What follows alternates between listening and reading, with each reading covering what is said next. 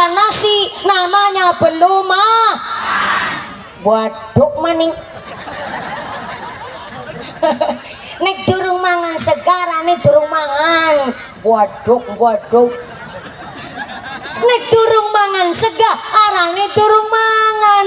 Lah Pak Presiden makannya nasi dasarnya dari beras dari gabah, sing nandur gabah petani. Berarti ternyata sampai presiden pun sing disodakoi, ternyata Pak Presiden dar nasi, Pak Presiden disodakoi nang petani. Tepuk tangan dulu dong.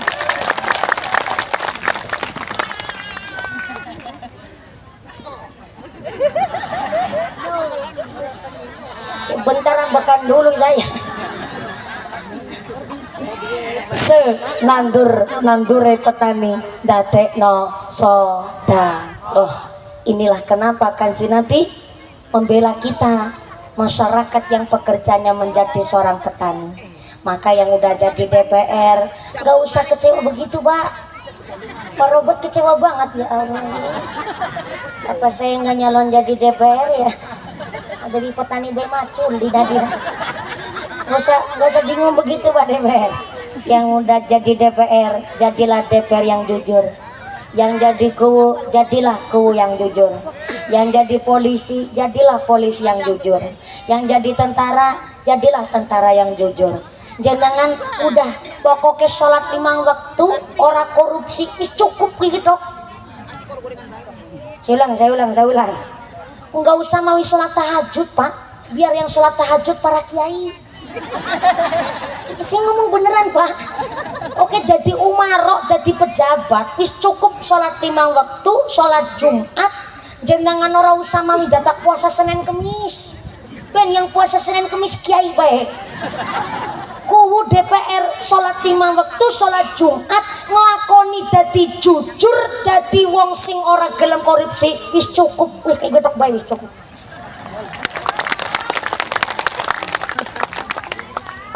Makanya Baku, saya ini berulang kali dicalon-calonin jadi DPR, Pak Robert, Pak Kaji, siapa ya? Gas Wintok. Pak Sekcamnya datang nggak nih, Sekcam Binong? Oh ada, Pak Sekcam ya. Yang ada di sekretaris camat, ada camat comot.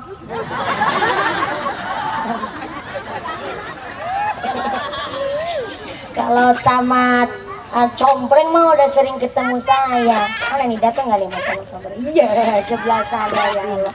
Ketemu lagi nih Pak Camat. Kalau belum mau udah tahu modelnya saya, ceramahnya memang begitu. Maaf ya anu. Tenang Pak Camat Compreng, nanti amplopnya saya bagi dia. Ya Pak Camat, amplopnya saya isi nih. Selalu ada Nabi Muhammad. Saya nggak pernah kepikiran ingin terjun ke masalah partai politik. Walaupun saya nih berulang kali kemarin saya dicalonkan di DPR RI, saya nolak. Biar Pak Robert sama Kaji Daswin Tobai sehingga di DPR. Kalau beliau jadi DPR udah pernah jabat nih, mau nyalon lagi mana? Beliau DPR Dewan Perwakilan Rakyat, saya DPR Durung Payurabi. Puas. Sampai kemarin saya masuk survei, Pak. Calon kandidat Bupati Cilacap, saya ketawa sampai kepingkel-pingkel. Le bocah kencur wingi sore minyak belek lancung ra gepeng. Masuk survei saya, Pak. Hanya gara-gara saya punya masa, punya jamaah banyak, saya dicalonkan kandidat calon Bupati Cilacap. Entah siapa yang nyalonin, tapi ternyata ada yang milih 0,25%. Saya nggak punya pikiran ingin terjun ke partai politik. Kenapa? Saya pikir begini, sebegini banyak satu lapangan desa Kihiyang kumpul hanya gara-gara kepingin ngaji ketemu dan kepingin meriksani weruh tonggos untune mumpuni. Saya yakin jenengan plus penasaran malam ini. Kenapa penasaran? Background di belakang saya adalah saya mumpuni ini seorang santri. Coba kalau saya datang sudah ada partai politik yang melekat di dalam diri saya, mungkin hari ini Anda tidak secinta malam ini kepada mumpuni. Betul? Pak Robert nggak usah kecil hati kalau kaji daswinto. Nggak apa-apa jenengan ikut partai politik. Harus dari kalangan kita ada yang mewakili di DPR. Harus ada yang mewakili menjadi seorang umaroh. Kenapa seorang pejabat harus berangkat dari seorang santri? Kalau santri cuma ngerti fikih tapi nggak mau melek dengan keadaan zaman, bahaya. Bisa jadi bonekanya orang-orang yang berpolitik busuk. Maka kata Syabdul Qadir Al-Jailani di dalam kitab Gunyah, santri itu punya 3 landasan ilmu. Yang pertama, ilmu ulama, nafsu syaraf, hadis, tafsir, fikih, melotok namanya santri. Tapi yang kedua, santri harus siasatul mulki, melek dengan keadaan zaman. Contoh di belakang saya ini namanya alat terbana, Pak. Kita baca sholawat nggak usah dipiringi alat terbana, udah indah namanya baca sholawat. Tapi kenapa harus diiringi alat rebana? Ini mengikuti zaman. Kita harus betul-betul balance dengan keadaan. Kalau kita sampai dikalahkan oleh budaya orang-orang barat, kita nggak punya identitas, bahaya. Maka adanya alat rebana adalah salah satu bentuk santri itu melek dengan keadaan zaman. Jangan salah, namanya santri itu banyak yang juara internasional sampai olimpiade sains. Banyak anak-anak santri dari pondok-pondok pesantren. Sebab apa? Harus siasatul mulki. Tapi ya bahaya kalau nggak ngerti bab fikih. Hanya ngerti melek keadaan zaman, cuma ngerti politik, kok sampai nggak tahu yang namanya bab fikih. Hanya akan menciptakan gerandong-gerandong di masa depan. Halo. Halo. Saya ulang nih. Cuma ngerti fikih tapi nggak mau melek dengan keadaan zaman, siap-siap hanya akan jadi bonekanya orang berpolitik busuk. Dan sebaliknya, hanya ngerti politik nggak mau ngerti apa itu pendidikan dasar agama, siap-siap hanya akan menciptakan gerandong-gerandong di masa depan. Siapa gerandong-gerandong di masa depan? Nah, aspal diuntal, besi dilek, semen diuntut, jembatan dikerikiti, sampai kadal diuntal. Kenapa kok sampai rakus korupsi, padahal makan hanya pakai nasi, sayur tempe, sayur kangkung aja perut kenyang? Kenapa harus korupsi? Karena nggak tahu ilmu. Singapura negara secuil, tapi kenapa Singapura bisa jadi negara maju? Karena orang Cina di Singapura sangat-sangat takut sama orang Melayu asli Singapura. Ada yang ditakuti, maka negaranya maju. Cina negara terpadat di dunia. Saking padatnya mampu menjalankan menjadi misi negara maju karena di Cina pejabatnya ketahuan korupsi langsung dihukum mati, maka negaranya maju karena ada yang ditakuti. Tapi di Indonesia kenapa belum bisa jadi negara maju? Karena di Indonesia jarang yang ditakuti. Pejabat dilantik di bawah kitab suci Al-Quran, tapi setelah jadi pejabat tetap korupsi. Berarti karena Indonesia Al-Quran berat diwedeni. Santri memang harus ada yang betul-betul menjadi umaro.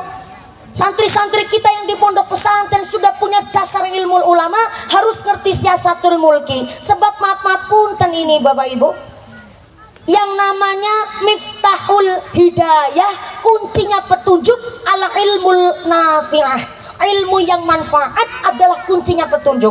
Sedangkan turunnya hidayah, ilmu yang manfaat adalah salah satunya sanad ilmu yang runtut, yang jelas. Kenapa anak kita harus mondok di pesantren? Walaupun cita-citanya jadi presiden, walaupun cita-citanya jadi gubernur, jadi polisi, jadi tentara, harus di pondok pesantren terlebih dahulu. Supaya apa? Anak sing diwedeni. Saya ulang, ada yang ditakutin. Kalau seorang santri lulus dari pesantren, ketika kelak jadi seorang DPR, para korupsi, minimal kemutan sama alma mater pondok pesantrennya, minimal ingat sama gurunya. Kalau udah ingat sama gurunya, nggak mungkin dia tuh mindak barang awon. Ini maaf, jangankan sekelas pejabat yang korupsi, jangankan oknum pemerintah yang pada korupsi, oh masyarakat dikih yang baik, wong Islam tapi ora sembayang. Anak deweke ngerti inna sholata kanat alal mu'minina kitaban mauquta. Salat adalah kewajiban setiap mukmin yang telah ditentukan waktunya. Deweke ngerti nek ora salat ora bisa manjing sorga. Tapi kenapa tetap ngakule Islam ora sembayang karena orang ngerti ilmune. Kalau tahu ilmunya sholat, gak mungkin dia ninggal sholat. Pejabat ngerti korupsi niku wasariku kelalen namanya pejabat, namanya nyolong, pencuri lanang, pencuri wadon wajib tangane kudu dipotong. Pejabat pun ngerti namanya nyolong niku pegawaian dosa, tapi tetap nyolong karena nggak ngerti ngilmune. Nek ngerti ngilmune menjadi seorang pejabat, orang mungkin nyolong. Semanten ugi wong Islam ngerti nek ora sholat ora bakal manjing sorga. Tapi kenapa esyake wong Islam ora gelem sholat? Karena orang ngerti ngilmune. Nek ngerti ngilmune sholat orang mungkin ninggal sholat. Nek seorang pejabat ngerti menjadi pejabat niku apa ngilmune, orang mungkin korupsi karena ngerti ngilmune menjadi seorang pejabat. Inilah kenapa panjenenganipun Bapak Zainuddin selaku kepala desa nyuwun idi pangestu kepada panjenengan semua. Wisatanya mantep. Ini wisata desa. Betul. Taman. Ya berarti kan tempat wisata desa juga. Tempat wisata desanya oke. Pembangunan secara mentalnya, masalah pendidikan nyuwun didukung oleh panjenengan. Masalah bangun bab materi insya Allah Pak Zainuddin ahlinya. Tapi membangun mental itu yang lebih penting. Ibarat begini, di dunia ini gak ada senjata berbahaya. Gak percaya? Tanya sama Pak Polisi sama Pak Tentara. Napa niku pistol? Napa niku bedil? Anu Pak Polisi bawa pistol nggak? Bawa. Pak Tentara bawa bedil? Oh nggak bawa. Oke. Gimana? Saya tanya Pak Polisi ngapain sampai ikut campur?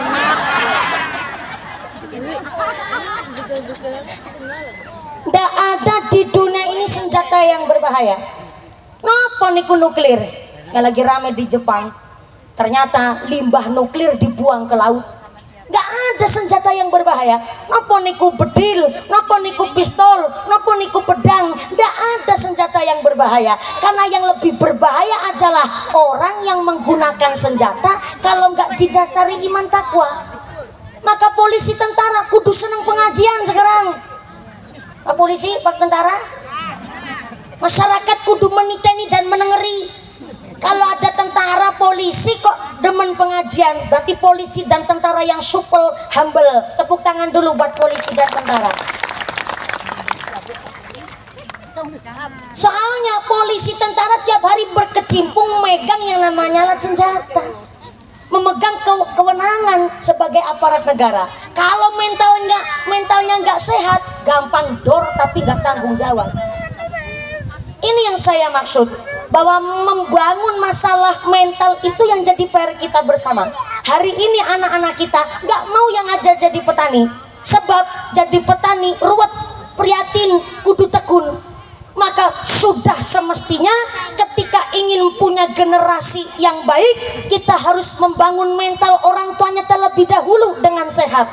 Sebab nopo Kanjeng Nabi ngendikaken bahwa orang tua wajib memberikan warisan kepada anaknya, tapi warisannya bukan sertifikat, bukan masalah tanah, bukan berbentuk rumah ataupun mobil Pajero. Haji Zainuddin lagi WhatsApp chattingan nama istrinya. Istrinya sebelah mana istrinya? Oh iya lagi chattingan, bener. Nah Bapak lanjut aja Bu. Ngundang tapi ra ngaji. Nggak apa-apa, yang penting udah bayari gitu katanya. Sallallahu ala Nabi Muhammad. Begini Pak Bu, masalah ruat bumi. Kalau ngeruat bumi itu biasanya ada sedekah bumi ya. Di sini nyebutnya sedekah bumi apa ruat bumi? Sedekah sendiri, ruat sendiri. Oh, sama aja. Oh, kalau di tempat saya ruat bumi, sedekah bumi itu biasanya bulan Muharram. Bulan Muharram malah ngepasi tanggal 10-nya. Karena ngendikane Ibnu Abbas radhiyallahu anhu bahwa walau bisikit tamri, orang di tanggal 10 Muharram itu dianjurkan untuk bersodakoh walau bisikit tamri, walaupun pakai separohnya buah kurma. Cuman punya kurma satu, Kok tanggal 10 Muharram disuruh disodakohkan, yang separuh disuruh dimakan sendiri, separuhnya lagi disuruh disodakohkan.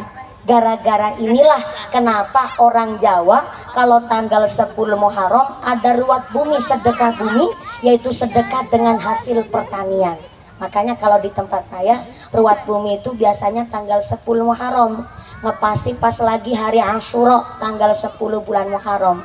Tapi ternyata ini ruat buminya sinambi sedekah bumi plus ngiras irus karo ngiris, kan ngiris juga, ngiris lemper ya kan, ngiris apem, ngiris apa lagi, ngiris bumbu, alah ngiris ayam, ngiris apa lagi, tahu, oh ngiris bolu, oh snacknya isinya bolu. Alhamdulillah, ada yang nggak kebagian snack, makanya berangkatnya singgasi. Oh aduh, walaupun nggak kebagian snack tetap rezekinya yang barokah. Jauh mana sama saya, saya Cilacap bu, jenengan jauh mana? Sudah Subang, ini juga di Subang saya ngaji. Oh Subangnya Subang kota. Oh orang kota, iya Allah, gayane. Salam ala Nabi Muhammad. Ngajinya ini sampai jam 2 subuh nanti. Nanti sampai Subang kota jam berapa sampai? Alhamdulillah ya. Ini ikhlas ngajinya sampai jam 2 subuh. Betulan? Estu? Tuku aci diwadai gelas, mangkat ngaji atine ikhlas. Sabar buang nyekel rebana sono sing rasa sabaran ibu. Ini lagi ngemat nanti nyinggi lagu apa ya kayak gue. Rasa sabaran. Tenang, sabar. Biasa ibu-ibu kayak gitu mas, di mana-mana nggak sabaran. Udah ditapu-tapu, terus disawer, sing akhir aku sing resek sampean. Sabar. Tuku peci karo tuku pulas, berkah ngaji awak lemu anak rolas. Allahumma sholli wa sallim ala sayyidina wa maulana Muhammadin.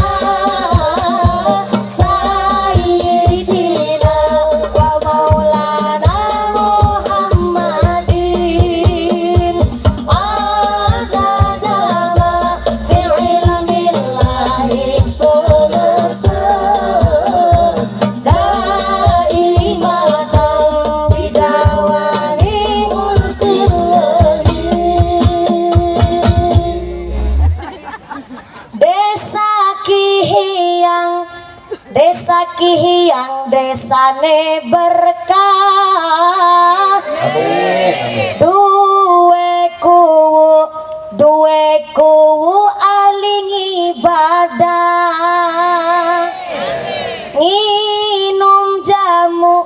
nginum jamu dicampur cengkeh, bojone kuwu awake lemu gelange. Amin.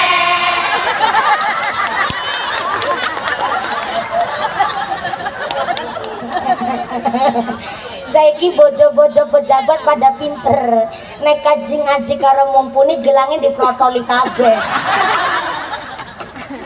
Ya ora apa-apa, aman, ora gelangan ya Bu Guru. Aman alhamdulillah. Umpamane gelangan ora apa-apa Bu. Anak tanggane gelange akeh mungkin karena celengan.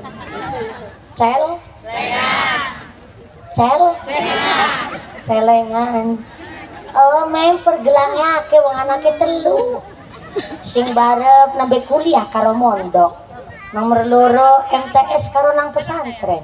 Si nomor telune malah nembe wingi nembe lebar disunat. Pantesan bojone ku gelange akeh anu celengan. Celengan. Wong iku pikirane sing husnudon, pikirane sing apik, bene nasib apik nampek marang awake dewek. Amin Allahumma. Amin Allahumma. Shallu ala Nabi Muhammad. Ini ngajinya sampai jam 2 subuh kan? Iya takon tok aku. Genah ben santen lebih mantep. Anak kita nggak mau jadi petani, iyalah. Wong hidupnya serba enak zaman sekarang. Konuri Prakasa yang nggak mau. Makanya Sayyidina Ali karramallahu wajhah. Kenapa saya ngucap Sayyidina Ali? Karena ternyata Kanjeng Nabi sampai bilang begini. Ana Madinatul Ilm wa Ali Babua. Kalau saya adalah kotanya ilmu, maka Ali adalah pintunya. Sayyidina Ali niku memang terkenal cerdas, tangkas di dalam mikir. Sampai Sayyidina Ali titip pesan orang tua kalau mewariskan harta kepada anak ya bagus. Tapi warisan yang terbaik orang tua kepada anak bukan sertifikat tanah, bukan berbentuk mobil Pajero, tapi sertifikat yang paling bagus buat warisan kepada anak yang pertama al-hilmu. Saya ulang, al-hilmu, arif bijaksana supaya anak tahu posisi dan tahu penempatan. Anak sekarang sekolahnya sampai kuliah, mau ngaji bab apa baik silakan, mau ngilmu dari western budaya barat ataupun ilmu Cina monggo, ngilmu Itali silahkan dipelajari. Tapi kurang etis kalau insinyur sampai menyalahkan metode pendidikan orang-orang tua kita zaman dulu. Orang tua kita zaman dulu memang gak sepenuhnya betul, gak sepenuhnya salah. Contoh nih, orang tua kita ngedidik anak pakai bahasa tasawuf. Nok, ajan jagongi bantal, nek jagongi bantal mengkobokonge wudun. Jebule kembar ya karo unen-unen nang Cilacap ya.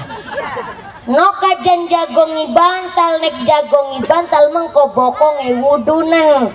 Ini takut ada orang Sunda nggak tahu bahasa Jawa, saya translate pakai bahasa Indonesia. Anu neng jangan bahasa Sundanya ngedudukin naon?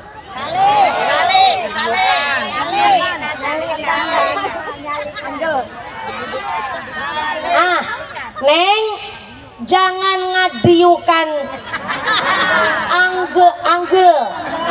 anggel betul ya. Ini saya anu lagi belajar pakai bahasa Sunda. Neng jangan ngadiukan anggel.